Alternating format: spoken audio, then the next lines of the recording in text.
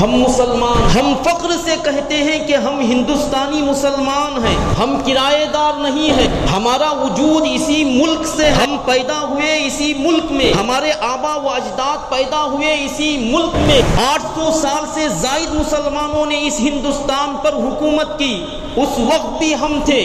انگریز جب مسلط ہوئے اس وقت بھی ہم اسی ملک میں تھے۔ جب ہندوستان کا بٹوارا ہوا، جانے والے چلے گئے، ہم اس ملک سے اتنی محبت کرتے ہیں، ہر حال میں ہم نے اس مٹی کو چھوڑ کر کہیں اور مٹی اختیار نہیں کی۔ اس ملک میں پیدا ہوئے، اسی ملک میں آج بھی ہیں۔ آج ہم سے حب الوطنی کا ثبوت پوچھا جاتا ہے کہ آپ ہندوستانی ہیں یا نہیں، ہمارے اندر رگ رگ میں ہندوستان کرتے ہیں۔ جنگ آزادی کے وقت میں علماء کرام کی وہ قربانیاں، اسلاف کی وہ قربانیاں، بڑے بڑے اکابر علماء کی وہ قربانیاں جو ہم آج تک بھلا نہیں سکتے۔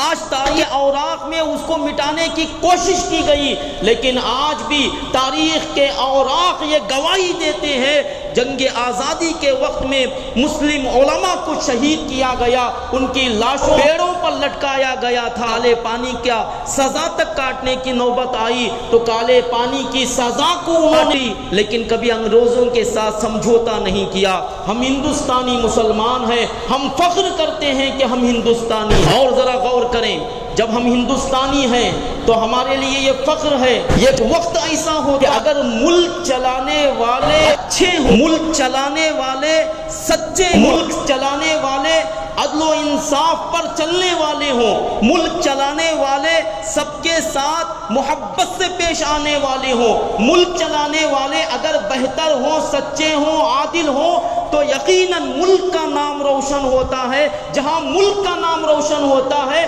وہیں ہم ملکیوں کا نام بھی روشن ہوتا ہے۔ اور اگر ملک چلانے والے غدار ہوں، اگر ملک چلانے والے جھوٹے ہوں، ظالم ہوں، ایسے وقت میں ملک کا نام بھی خراب ہوتا ہے۔ جب ملک کا نام خراب ہوا تو یقیناً ملکیوں کا نام بھی خراب ہوتا ہے۔ اس لیے انتخابات کا ایک اہم حصہ ہے، اس کو ہم جانیں گے۔ حضور رحمت دو عالم صلی اللہ علیہ وسلم نے صرف مکہ میں رہنے والوں کی فضیلت بیان نہیں کی ہے، اور حضور صلی اللہ علیہ وسلم نے صرف مدینہ میں رہنے والوں کی فضیلت بیان نہیں کی ہے۔ انہوں نے یہ نہیں کہا کہ اگر کوئی مکہ میں ہو تو مکہ والوں کی عبادت قبول ہے، اگر مدینہ میں ہو تو مدینہ والوں کی عبادت قبول ہے۔ مکہ مدینہ چھوڑ کر دنیا بھر میں کہیں بھی چلے جاؤ تمہاری عبادت قبول نہیں۔ حضور نے یہ نہیں فرمایا۔ حضور نے کیا فرمایا؟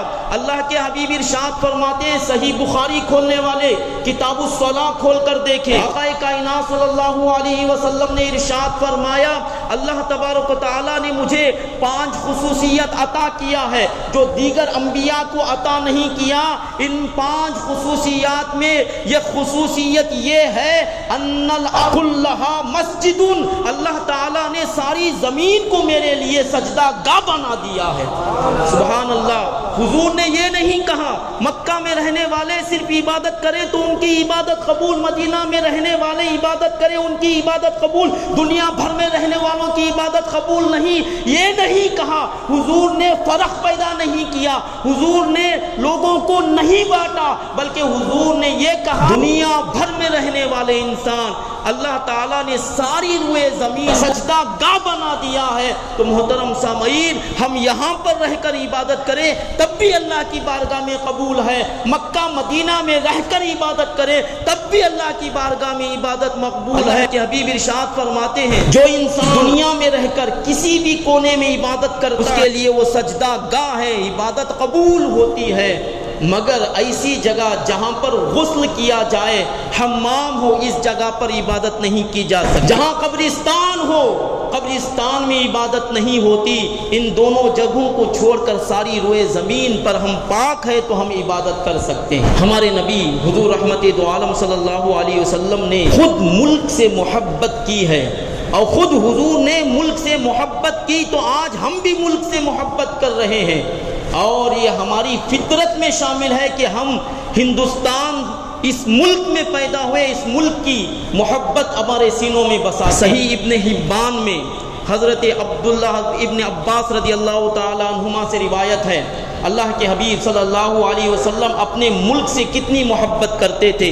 صحیح ابن حبان میں عبداللہ ابن عباس کہتے ہیں جب ہجرت کا وقت آیا، اللہ کے حبیب صلی اللہ علیہ وسلم مکہ کی سرزمین کو چھوڑنے کا وقت آیا، مکہ کو الوداع کہنے کا وقت آیا، ہجرت کا وقت آیا، ہجرت کا حکم آیا، اللہ کے حبیب صلی اللہ علیہ وسلم نے ہجرت کے وقت میں مکہ شریف کو مخاطب ہو کر، اپنے ملک عزیز سے مخاطب ہو کر، جس ملک میں حضور پیدا ہوئے 50 پر 3 سال 53 سال جس جگہ رہے، اس ملک سے اب جدائی کا وقت گیا ہے، ہجرت کا حکم ہو چکا ہے۔ حضور صلی اللہ علیہ وسلم مکہ سے مخاطب ہو کر کہتے ہیں، اے مکہ تو کتنا پاکیزہ ہے، اے مکہ تو کتنا مقدس ہے، اے مکہ تو کتنا بابرکت ہے، اے مکہ میں تجھ سے بے پناہ محبت کرتا ہوں، اگر مجھے مکہ والے نہ نکالتے تو میں کس ملک کو چھوڑ کر کہیں نہ جاتا۔ محترم سامعین، حضور نے اپنے ملک مکہ سے محبت کی اور ساری دنیا کو یہ پیغام دیا، تم امریکہ میں رہتے ہو اپنے ملک سے محبت کرو، چین میں رہتے ہو اپنے ملک سے محبت کرو، انڈونیشیا میں رہتے ہو اپنے ملک سے محبت کرو، ہندوستان کے کونے کونے میں رہتے ہو اپنے ملک سے محبت کرو، اس لیے کہ ملک سے محبت کرنا حضور کی سنت ہے، حضور خود اپنے ملک سے محبت کرتے ہیں۔ صحیح ابن حبان میں حضرت عائشہ صدیقہ رضی اللہ تعالی عنہا سے نقل کیا گیا ہے، اور یہ حضور صلی اللہ علیہ وسلم کی حدیث پیش کرتے ہیں، جب آپ صلی اللہ علیہ وسلم ہجرت فرما کر مدینہ منورہ تشریف لائے، مدینہ کی سرزمین پر ہم نے سنا ہے کہ مدینہ شریف کو اس وقت بلاؤں کی جگہ کہا جاتا تھا، بیماریوں کی جگہ کہا جاتا تھا، یثرب کے نام سے جانا جاتا تھا۔ اللہ کے حبیب صلی اللہ علیہ وسلم نے ارشاد فرمایا، ہاں ہاں اس وقت یثرب کے نام سے جانا جاتا تھا، اب میرا وجود مدینہ میں ہو چکا ہے، اب یہاں سے بلائیں دور ہو چکی ہے، یہ یثرب نہیں ہے بلکہ مدینہ ہے، یہاں پر جو آتا ہے وہ شفا یابی حاصل کرتا ہے، یہاں کی ہواؤں میں تک شفا یابی ہے۔ اللہ کے حبیب صلی اللہ علیہ وسلم کی حدیث صحیح ابن حبان میں حضرت عائشہ صدیقہ رضی اللہ تعالی عنہا سے روایت، آقا کائنات صلی اللہ علیہ وسلم جب مدینہ منورہ تشریف لاتے ہیں، لانے کے بعد اللہ کی بارگاہ میں عرض کرتے ہیں، یا اللہ جس طریقے سے مکہ کی سرزمین پر تو نے مجھے رکھا اور مکہ کی سرزمین سے بے حد محبت تھی، یا اللہ اب مدینہ میں آ گیا ہوں، مدینہ کی محبت مکہ سے زیادہ عطا کر دے۔ اب حضور مدینہ میں آئے تو کہتے ہیں یا اللہ مدینہ کی محبت کو مکہ کی محبت سے زیادہ کر دے۔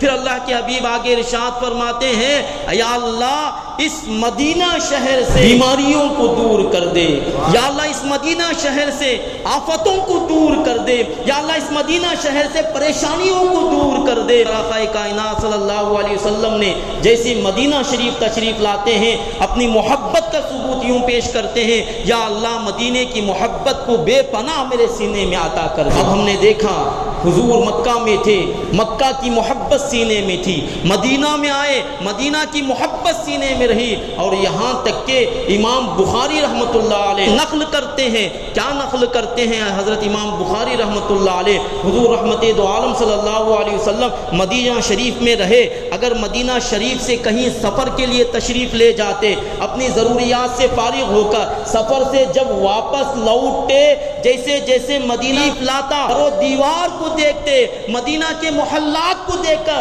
خوشی کا اظہار کرتے تھے اور اظہار محبت کیا کرتے تھے۔ محترم سامعین، یہ فطرت انسانی میں داخل ہے، اتنی محبت سینے میں بس گئی، جیسے ہی سفر سے واپس ہوتے، جیسے مدینہ قریب ہوتا تو دل میں خوشی مسرت پیدا ہو جاتی کہ میں اپنے شہر میں آ گیا، میں اپنے شہر کی در و دیوار کو دیکھ رہا ہوں۔ آج ہمارے دلوں میں بھی وہ محبت ہے، وہ کیا محبت ہے؟ اسلامی فطرت ہے، اور اس کے ساتھ انسانی فطرت بھی ہے۔ آج ہم میں سے کوئی دنیا کے کسی بھی کونے سے میں چلا جائے، جب چاہتا ہے تو گاؤں کی یاد تڑپاتی ہے، اپنے ملک کی یاد تڑپاتی ہے، اپنے دوستوں کی یاد تڑپاتی ہے، پھر اس کے بعد جب اپنی ضروریات سے انسان فارغ ہو کر جب واپس آتا ہے اپنے شہر کو، اپنا گھر جب پہنچتا اپنے گھر میں، تو اس وقت اتنی خوشی مسرت کا اظہار کرتا ہے کہ اس کی انتہا نہیں رہتی۔ ہمیں بھی احساس ہے، آپ کو بھی احساس ہے، یہ انسانی فطرت ہے۔ ہم نے آنکھ کھولی تو ہندوستان میں کھولی ہے، آنکھ بند کریں گے تو ہی ہندوستان ہی رہے گا۔ ہم کرایہ دار نہیں ہے، ہم اس ملک کے باشندے ہیں، سچے باشندے ہیں، اور ہم عدل و انصاف کے ماننے والے ہیں۔ اور الحمدللہ ہندوستان ایک جمہوری ملک ہے، یہاں پر بادشاہت کا سلسلہ تھا، ختم ہو گیا، انگریزوں کی حکومت تھی، ختم ہو گئی۔ ہندوستان 1947 آزاد ہوا، 1949 سے مکمل طور پر قانون کو نافذ کیا گیا،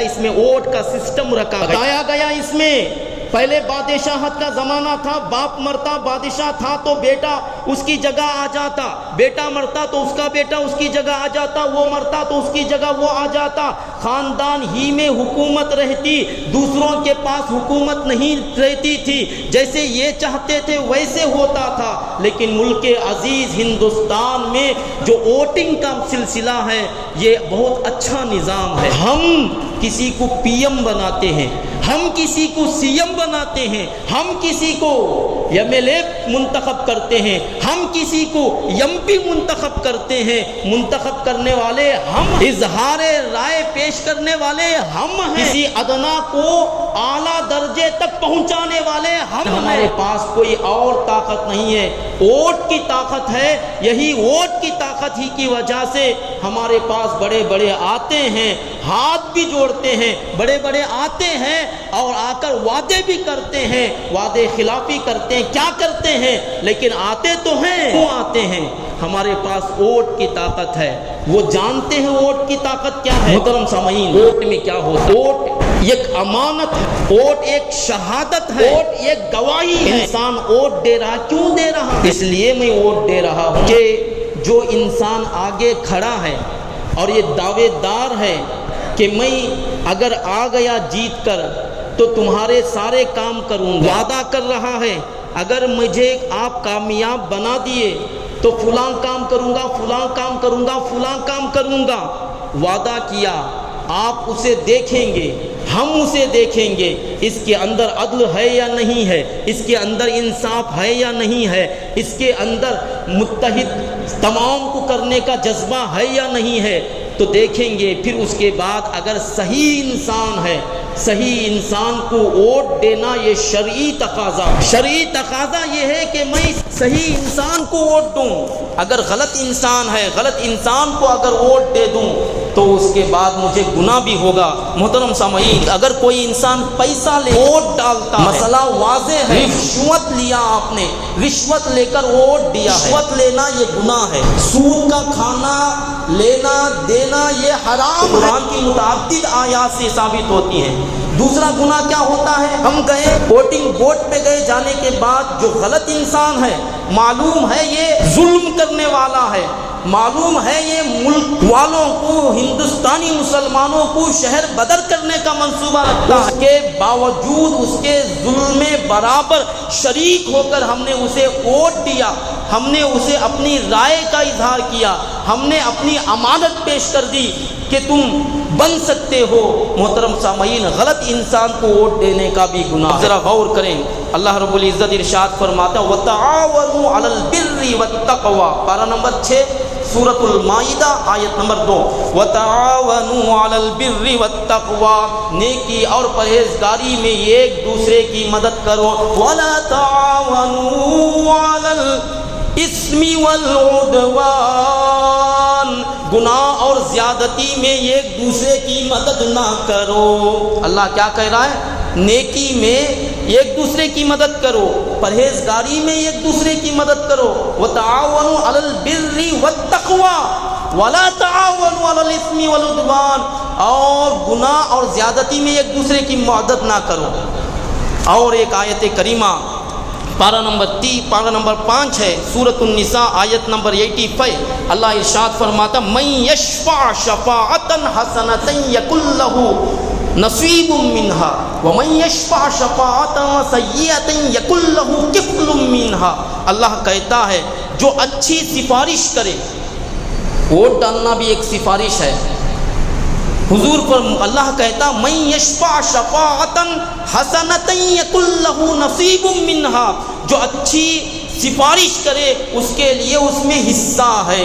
اگر کوئی صحیح انسان کو ووٹ ڈال رہا ہے، اگر صحیح انسان کی مدد کر رہا ہے، سفارش کر رہا ہے، اللہ تعالیٰ فرماتا اس کے لیے اس میں حصہ ہے، تمہیں ثواب بھی ملے گا تمہیں. اور اگر وَمَن يَشْفَعْ شَفَاعَةً سَيِّئَةً يَكُن لَّهُ كِفْلٌ مِّنْهَا، اور اگر تم نے بری سفارش کی، برا انسان بیٹھا اس کے باوجود تم نے سفارش کی، تو اس کے بعد اللہ کیا کہتا ہے اس کے لیے اس میں حصہ ہے.